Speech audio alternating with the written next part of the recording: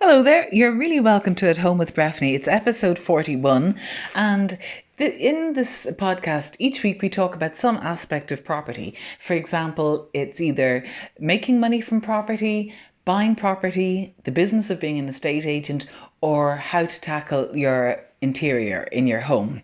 So this week I want to talk about making money from property, and basically if there was a ladybird guide to it, that's the book I'd like to be reading, or that's the book that perhaps maybe by the time this whole podcast series ends, maybe I could be writing. But the very first thing I'd like to say is that I have fallen down a rabbit hole of property podcasts.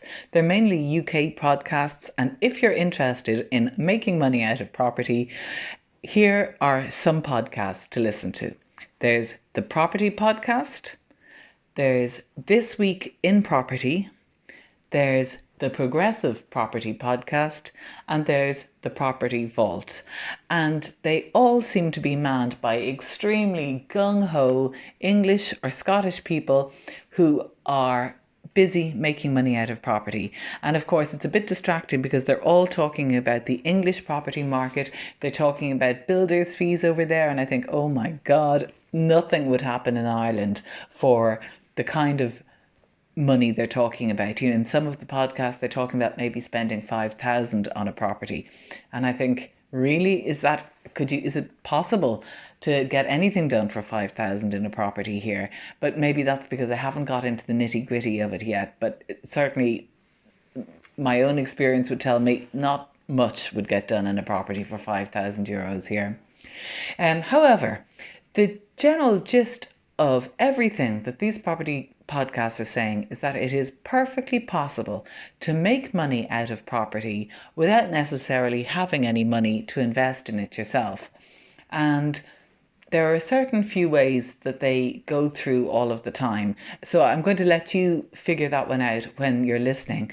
But because the English market and the Irish market are not exactly the same, I just want to start with our own basic Lego blocks of how one might make money out of property in Dublin. And in fact, to be really more precise, I'm going to be talking about how I actually have with my own eyes seen people making money out of property in Ireland.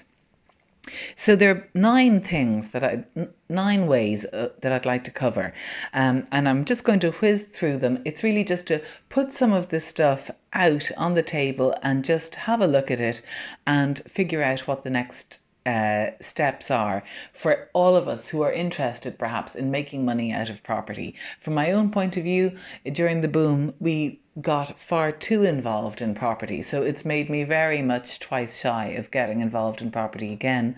However, I've learned a lot. I've got a lot more educated.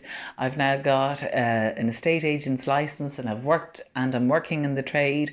I'm doing interior design. I've got a lot of experience behind me now, so I'm open to the concept of making money out of property again. Obviously, I already am making money out of property, but we'll come to that now in a minute. But the very first way, there are 9 ways I want to look at. And the first thing is making money out of renting a room out in your house. In a recent episode, a good friend of mine, Aisling Grimley, was kind enough to share that she was earning 80 euros on average a night by renting out a bedroom in her house in Dublin. And she was doing that motivated by a wish to pay for some painting that she wanted to get done in the house. So that's basically as simple as it can get, renting out a room in your house to make some money. The second way that we can find people making money from property is me, a buyer's agent. I work as a buyer's agent. People pay me money to solve a property problem for them. And the property problem that they have is that they want to buy a house, but for whatever reason, they just can't find the time to get that thing done. So they're either working so hard, or they're living in a different continent, or for whatever reason, or perhaps they don't feel confident that they know the different neighbourhoods in Dublin enough, etc., etc. But for whatever reason, they are happy to pay me a fee to find them a property, to negotiate the bidding on the property, and to work with it until they've got keys in their hand. That's why they pay me. I save them time, and I save them energy. So the third way we're probably most familiar with is people from in terms of people making money out of property is estate agents who sell properties. So estate agents are also solving a property problem for people, and they're getting paid money to do it. People who want to sell their house don't want to have to open their door to hundreds of people who may be potential buyers, so they outsource that whole problem to an agent who handles everything on their behalf, and in return the vendor typically pays them a percentage of whatever the sale price is. Usually it's somewhere between 1 and 1.75%, depending on what the value of the property is. And of course, as we've all seen, there are new people and new businesses moving into that space, charging flat fees or doing online sales for properties. But basically, where the money is being made there is that the vendor is paying out money in order to outsource the selling of their property. The fourth one is rent to rent. The key concept here is that you rent a property from a landlord, and then in turn you rent that property out to other people for more money than it is that you've paid the landlord. For example, if you're renting a house for $3,000 a month, you pay the landlord $3,000 a month, and in turn you find a number of tenants who'll pay you more than $3,000 per month, and you will make your margin on the difference between what your tenants are paying you and what you're paying the landlord.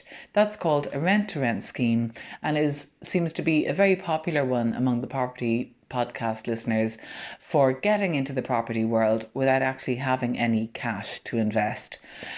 So it's a way of generating a monthly income without actually investing anything. And I have seen firsthand companies do that in Dublin. So it is being done, and the companies are making money using such a model. So that's a way of making money, and you don't have to be a company to do it.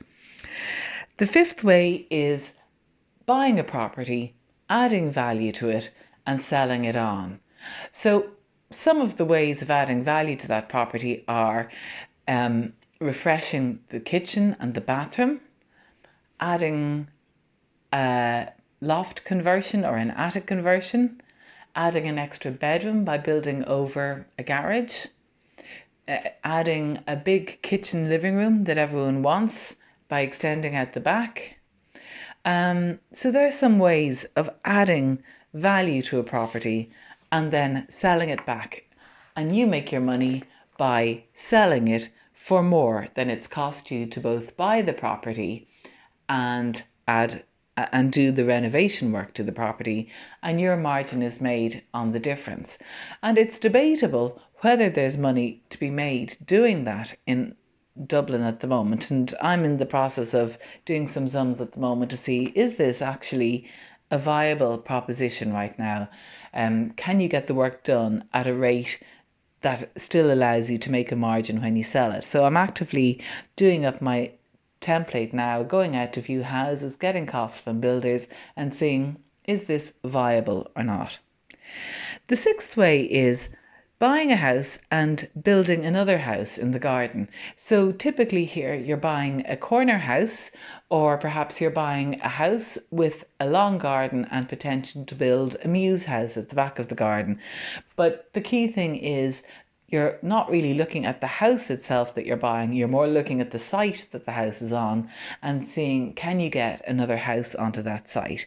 And you're making money from building a house on the site and selling it and perhaps the existing house for more than it's cost you to buy the house and do the work. The seventh one is basically probably what we understand developers to do, which is buying land, building houses on the land and selling the houses for more than it's cost you to both buy the land and build the houses. So you're typically looking at builders or developers who buy zoned land and see how many houses they can get onto it and see what type of accommodation is needed in that area.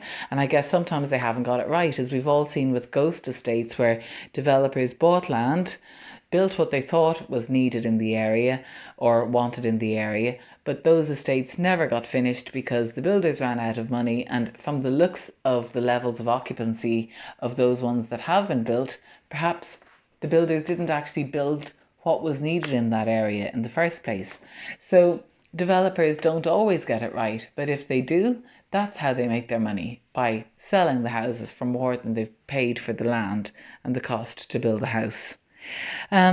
Then an eighth way of making money is one that we've covered in an earlier podcast, where I talked to Dolores Cahill about buying a property in an area in Waterford that the council was actively seeking to rejuvenate. And because they were seeking to attract money and rejuvenation into the buildings in this area, it was part of the Living City initiative. So Dolores bought the property, and for the 400,000 that she spent doing that property, renovating it, she got 200,000 back from the county council. And then she went on, once the property was renovated, to rent it out, and that rent will go towards her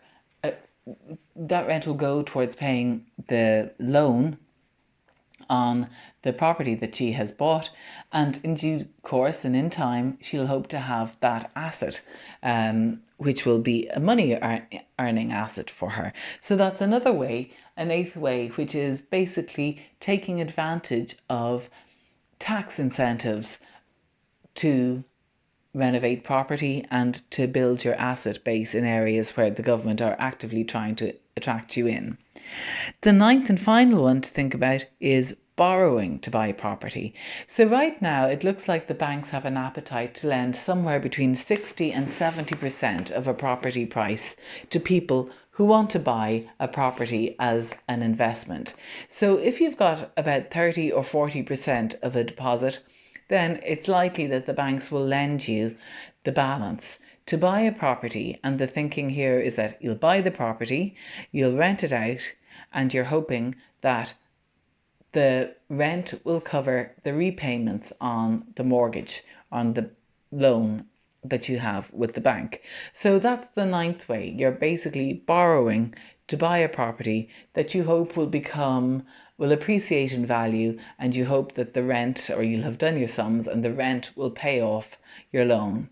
So there are 9 kind of really super simple looks at ways where money is to be made out of property. And I'm sure you might be listening and thinking there's a million other ways, and I bet there are, but I just want to look at the ones that I have first-hand experience of, where I know people who have done this. They have actually made money out of these 9 ways of making money, out of dealing with property.